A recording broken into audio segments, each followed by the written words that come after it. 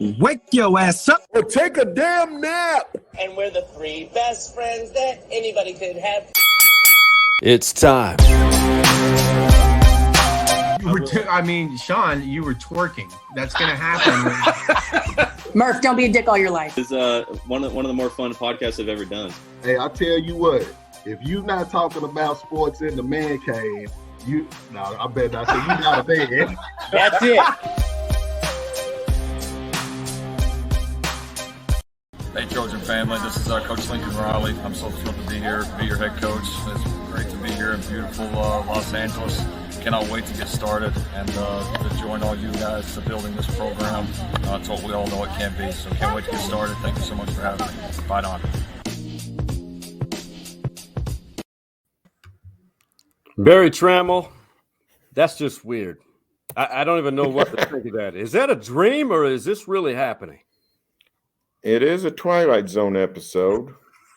You know, Lincoln Riley and USC sort of turn upside down college football. And, of course, you know, it's sometimes you think you're living in a bubble. You think you're living in a vacuum. You think you're the only one going through something. But by Monday night, LSU hires Brian Kelly of Notre Dame, which is just as stunning. Wow.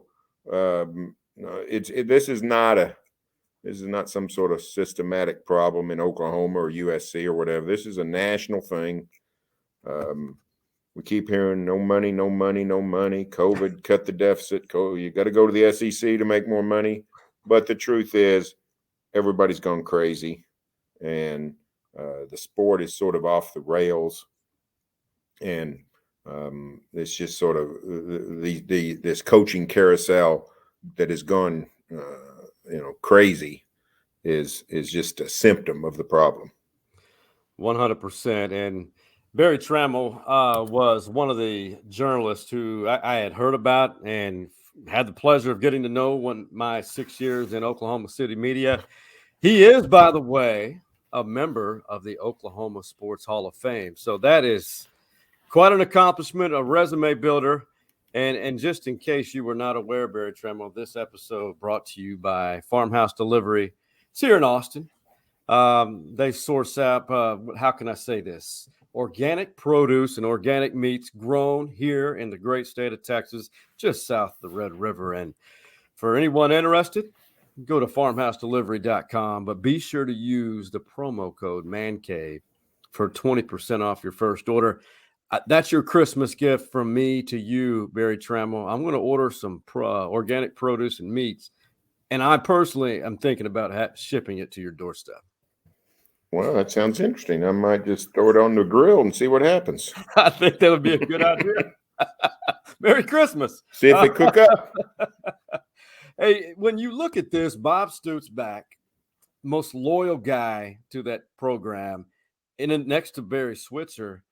And you just mentioned that this is college football right now. This is the landscape of college football.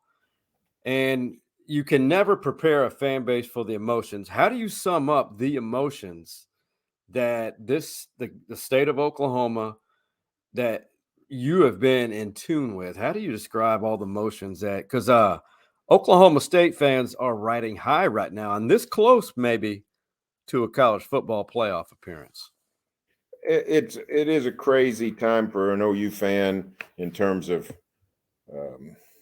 coming off a bitter defeat in Bedlam, which knocks you out of the Big 12 title game, which ends your college football playoff hopes, which came at the end of a bewildering season with such sky-high hopes. Everybody across the country were saying, not just Sooner fans, everybody's saying, hey, this is Oklahoma's year to finally challenge in the playoff. And instead, it was the worst Oklahoma team in 7 years. They scratched their way to a 10-2 season, but everybody took them to the wire. Tulane, Kansas, all kinds of people, and it's just a strange season. And it finally ends, and 14 hours later, Lincoln Riley's the head coach at Southern Cal. So it's the 7 stages of grief, or 5 or 14. I don't know how many stages of grief there are. How many stages of grief there are. That's what OU fans are going through. But I think they are starting to realize pretty quickly that, you know what, Lincoln Riley didn't invent Oklahoma football. He did not put Oklahoma football on the map. Oklahoma football put Lincoln Riley on the map. So there's going to be life after Lincoln Riley. Now, the key is in this transfer portal age, the key is keeping the roster mostly intact. So everybody's worried about the recruiting class, you know, the early signing of December, and that's important.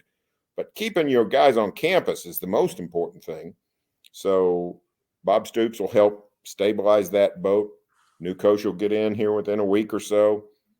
You know, try to keep the band together. If Caleb Williams stays on, which indications are he might, Oklahoma's going to have a great quarterback. He's young. He made a lot of mistakes in 2021, but he's clearly a budding star. Right. I So, agree.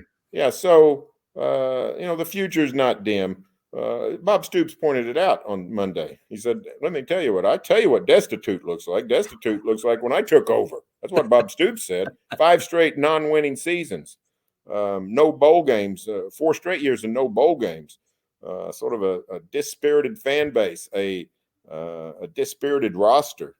And, of course, Stoops worked magic to get it going so quickly. But OU football's in good shape. Now, they are going to the SEC here in a year or 2 or 3, whenever it is. It'd been nice to have the stability of the same coaching staff, Lincoln Riley, all that stuff. But that's not going to happen. So they're going to have to, you know, gird up and just buckle up and say, listen, we got to do it. Heck, maybe it works out. Maybe they hire a coach who changes the Sooners' mentality, the persona. Maybe they get a little grittier, a little tougher, a little meaner, a little bulkier. Maybe they end up with an identity that's more suited for the SEC. I don't know. You never know what's down the road, but I know this: Oklahoma football for basically 110 years has been pretty good. Even when it's knocked off its moorings, it gets back up pretty quick. So I wouldn't. I can promise you this: in Stillwater and Ames and Manhattan and Lubbock and Waco, in Starkville, in Auburn, in 2 Columbias, there's not anybody shedding any tears for the Oklahoma Sooners. I can promise you that. Absolutely not. But you hit the nail on the head. I mean, if you want, dare I say it, destitute or near rock bottom, just drive about 6 hours to the south, Austin, Texas, and you see a program in which I think the leadership's in the right place finally. I think they have the right staff and they have the right direction, but there needs to be commitment. But here's a stat that I got to throw out at you before we move on to who I hope Oklahoma hires and get your take on it. From 2010 to this season, Texas has had to win 2 of their final, or been in position where they had to win 2 of their final 3 games to become bowl eligible 7 times. Oh, great day. That Oklahoma fans are nowhere near that. No. I mean, the Sooners are 10-2 this year, right? And they lost to 2 teams that are in the top 10. Both on the road, one of them by 4 points the other night. So it's not. Yeah, the Sooners are in good shape. They're not in as good a shape as they were hoping they'd be, or they thought they were. And now they're starting over in terms of leadership with a new coach. But sometimes that happens. So there's you can go through Oklahoma history and see the most similar thing to this is when Chuck Fairbanks left in 1972. He didn't get off to the start to the first few years start that Lincoln Riley did. But Chuck Fairbanks, he coached 6 years. His last 2 years, OU finished number 2 in the nation. And then he took the New England Patriots job. And people thought, what's going to happen? Well, here's what happened. They hired Barry Switzer, and they had 16 years of unbelievable football. That's what happened. So, let's not. Yeah, there's a lot of problems in college football, and Oklahoma's got some. But most, 98% of college football programs, and I may be low on that, we'd have to do the math, would trade places with Oklahoma right now. So Lincoln, because I believe Southern Cal, since it is a private institution, we have no idea truly the financial package and benefits. But what's your thoughts on Bob's former defensive coordinator, co-defensive coordinator, co-head coach, who's now Dabo Swinney's right-hand guy in Clemson? What are your thoughts about him being not only a legit prospect, but him actually succeeding Lincoln Riley? I think there's a good chance of that. I don't have any inside information yet. I do think he'd be on the short list. The only thing, he's a natural. The only thing that's sort of holding anybody back is why hasn't Brent Venables jumped at a job already? He's been mentioned prominently really for 20 years. He's 50 years old, and he's eternally young to Oklahomans because he got here when he was 29 and coached whatever it was, 12 years. And I guess he got to Norman when he's 28. Coached 12 years, been gone 10. We still think of him as this youthful guy that runs around yelling, and he maybe still yells. I don't know. But a bunch of kids, little his family at practice, a bunch of little kids running around. When I turn on the TV and see Clemson playing football, and they got a couple of linebackers named Venables out there knocking people's heads off, I say, wait, that can't be Brent's boys. But it is. He's 50 years old. He's been literally in the spotlight for 20-something years. Kansas State's come after him twice to be their coach. He rebuffs. He has rebuffed head coaching jobs. I don't know why. Whatever that reason is, would be the only reason that would make me think he might not be the next Oklahoma coach, or the number one reason why he might not be the Oklahoma coach. But if he's willing to be a head coach, this is the best job he'll ever get offered. I can promise you that. So I think he's a viable candidate. Yeah, I don't think there's any doubt about that. Yeah, I just think not knowing, I only got to know him through my time there with you guys in the media. Didn't really get to know him much deeper than right below the surface, maybe, but I had a ton of respect for him. Still do.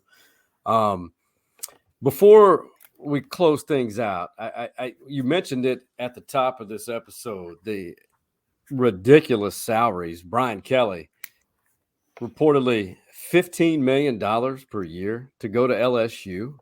I mean, that poses the question, is there a ceiling to these modern day college football coaches' salaries, and how? Because the perception that exists to the academia world. Yeah, there's no ceiling. The only thing that's going to stop it is a crash of the entire economic system of college sports. That'll stop it. It'll stop a lot of things. But no, it's gone crazy, and it's part of American society. This is not just literal. It's literally the cult of personality is what it is. This idea that this one person can save us, this one person can fix us, this one person is the answer to all our problems. That's not a football problem. That's a mainstream everything problem. And so schools are willing to pay anything to keep these guys, and the savvy schools don't pay as much to start. Oklahoma, never hires a head coach, or has once in 85 years. They've always hired assistants. That means they pay, more moderate salaries to start with. Now, within a couple of years, they all get caught up, and it's crazy. But at some point, it'll all come crashing down. But it's not going to. The market's not going to. The market's not going to bring any salaries down, because people just believe in this cult of personality. No, that's a good point. That's a really good point, because, I don't know if you saw it. There was a special on, I think it was ESPN, about 3 or 4 weeks ago. Had the top 10 schools who have produced or have the most buyouts that they owed coaches they fired. And Texas, number 3 in the last 10 or 15 years. Who's 1 and 2? I'm trying to remember. I for some reason I thought I saw Georgia, but that couldn't be right. Couldn't be right at all. I wouldn't think so because Mark Richt was there so long. The way you build up all that buyout obligation is multiple coaches. You know, OU back in '99 was paying 3 coaches and then hired Bob Stoops. So Georgia's only had the one coach, one coaching change in almost 20 years. So I wouldn't think it'd be Georgia. You know, USC's had a bunch. Tremendous amount. Maybe that's it. Although they probably got by without paying Sarkisian, probably got for cause on that deal. So I don't know. But it's nuts. And Texas is, Texas is in the boat of trying to find the right guy, and they keep thinking they do. And personally, I thought Tom Herman was doing a pretty good job. Now, I don't know what literally 5 million people in Texas know more about this than I do. But from an outsider, he looked like he was doing a good job. I guess he wasn't real popular with people. I don't know. He's a little bit of an odd personality. Right. I thought his product was pretty good. They were getting better. They were clearly better than what they'd been in the half a decade before he got there. But now you start over with Sarkisian. Really don't have a quarterback. He's a quarterback guru, but if you don't have a quarterback, gurus don't help you. So, so they have a disappointing season. We'll see what happens next year. But here's a good one for you. As we sit here now, I actually hadn't been on the wire here in about 45 minutes, so I have no idea what's happened. I have no idea what's happened. But as we're sitting here today, Steve Sarkisian, who's been on the job exactly 11 months, is the 6th ranking Big 12 coach in tenure. He's moving up fast on the longest tenured coaches in the Big 12. TCU gone, Tech gone, OU gone. Who am I leaving out? Let's see. Now SM. Well, are we counting in the new programs yet? No. Oh, Texas Tech. Texas. Oh, Tech. Kansas. Yeah. Tech, TCU, Kansas, OU. So Sark's up to number 6 on the longevity. So stability has arrived in Austin, Texas. One more year, he'll be the dean, but they would have to unseat Mike Gundy. Yeah. Then when Gary Patterson gets fired in midseason at TCU, something's up in college football. That's something swirling around the whole industry. When guys get fired from a job in which they walk past their own statue to go to work, so it's an odd situation. That was terrible. That was by far one of you let the man finish out the season. He made that program. Yeah. Now, apparently, from what I heard, they asked him to stay to finish out the season. He didn't want to. Sort of got up, some umbrage. But if he can get fired, if Gary Patterson can get fired, anybody can get fired, and that's why I don't really begrudge too much these coaches for jumping. I mean, there's no loyalty anywhere. If you want honor in college athletics, you need to focus on the court and on the field of play. The athletes are the last vestiges of honor. You're not going to find it from administration. You're not going to find it from coaches. You're going to have to settle for the players. Hey, and that's Sage. That is the pearls of wisdom that I was used to whenever hanging out with the Barry Tramel when I actually lived in the OKC metro, and that's what will forever I'll remember you by, and that's what Stories Inside the Man Case listeners are benefiting from today. Have to close it out, Barry. I got to tell you that one thing that you just said, I don't think that's just college athletics. The players mean the most, and you kind of alluded to it. That's the real world in our society. No one's loyal. No one. There are some that are loyal. There are people that are loyal. Correct. But not that many. And nobody is loyal because they say they're loyal. Yeah. Somebody says they're loyal, don't listen to them. Loyalty is shown, it is not spoken.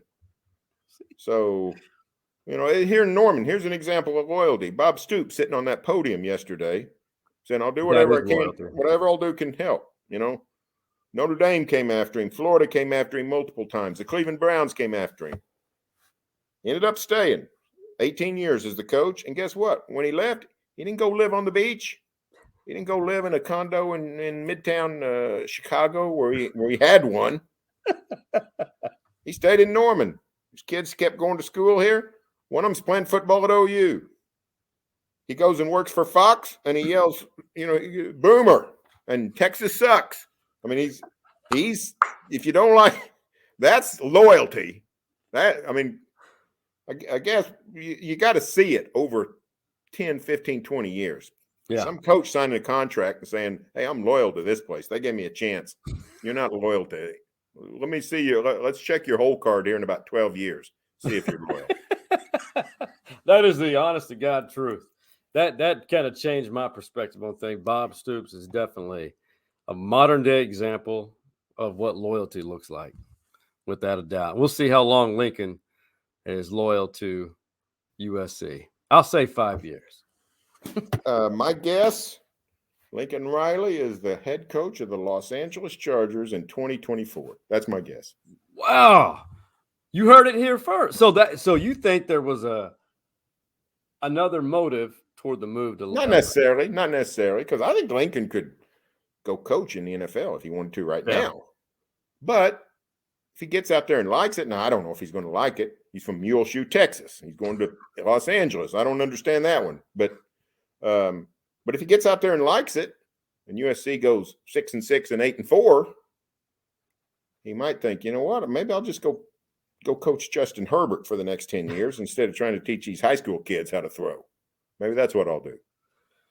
It's a far cry. It's a little bit different, faster paced living than the great community of Muleshoe, Texas, in the Panhandle on the plains. Never been. Been to the Panhandle. Never been to Muleshoe. I've driven right through it. Have you really? It took 83 seconds. Well, that'd be cool, Beans. Well, give or take 2 or 3. I probably should have stopped and checked out the field in which Lincoln Riley ran up and down. Well, I don't know about that, but you definitely should have stopped at the Dairy Queen. You got the Texas stop sign. That's where you should have stopped. Get yourself a blizzard. Get a blizzard upside down. But I just want to let you guys know, you in the state of Oklahoma spoiled me with Brahms. That's all I got to say. I can't do anyone else anymore. I cannot go to any other ice cream place. People love Brahms, man. They love Brahms. Brahms. They're spread to Texas a little bit. They're in North Texas some. There's like a 4-hour circumference that they're. Yeah, they want their trucks to be able to go and come back in one day. That's the deal. So, I guess they sent them down to North Dallas or someplace. I think that's what it is. And there's one in Hillsboro that we all see. Oh yeah, that's right. So down there between Waco and down where the 235s meet. That's right. Yeah. But there is a place here next time you're in Austin, Amy's Ice Cream. Amy's Ice Cream. The Mexican vanilla. It's been around since from the days I had hair. Oh, a great day. High school. That was a while. It was a while. Barry, it's been fun, my friend, and we're going to have you on again just to tell your story and your path to becoming a Hall of Famer. Next time. I'll do it. I got to correct you on one thing, Sean. I am not yet in the Oklahoma Sports Hall of Fame. I was inducted into the Oklahoma Journalism Hall of Fame. Oh, Journalism Hall of Fame. Journalism Hall of Fame. I have waged, spent countless hours and financial resources trying to get myself into the Oklahoma Sports Hall of Fame, but so far it hadn't worked. But maybe someday I'll get in. I'll get a new campaign manager. I want to represent you and on that campaign to put you in, and I'll be up there at the Cowboy Sports Hall of Fame, and I think that's where it takes place, right? It has the last couple of years. Before that, we went down to the casino for several years. Woo! The Riverwind, not quite as classy of a place as the Cowboy Hall of Fame. That's a great place for everyone watching or listening.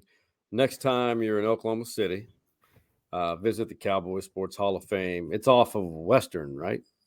It's at right? No, it's at Eastern. Eastern. Yeah, Eastern. You had it right except for opposite. Yeah, everything was right except opposite.